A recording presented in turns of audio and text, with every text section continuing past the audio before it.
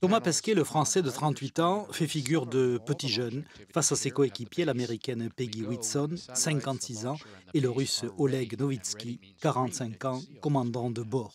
Leur voyage vers la Station spatiale internationale a duré 2 jours, 2 jours dans une minuscule capsule avant de s'arrimer à l'ISS le 19 novembre à minuit.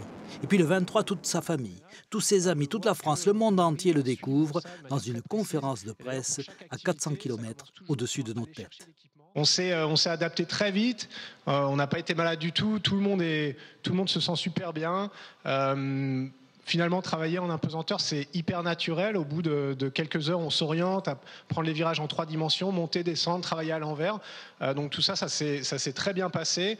Je suis un peu gonflé, j'imagine, parce que on a l'afflux des fluides et du sang vers le cerveau au lieu de tomber dans les jambes.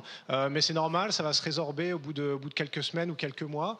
Je dors très très bien. Je dors comme un bébé. En fait, c'est super agréable parce que on dort en flottant comme ça. On est retenu juste à la paroi de notre petite cabine individuelle qui sont juste derrière la caméra là, que vous ne pouvez pas voir, avec un sac de couchage qui est accroché au mur et on flotte comme ça, on a les bras qui flottent un petit peu, c'est super reposant.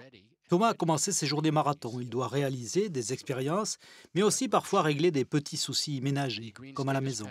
On a passé une bonne partie de la journée aussi, c'était pas prévu, à réparer les toilettes qu'on cassait dès le 2e jour. Donc ça, c'était un peu la tuile.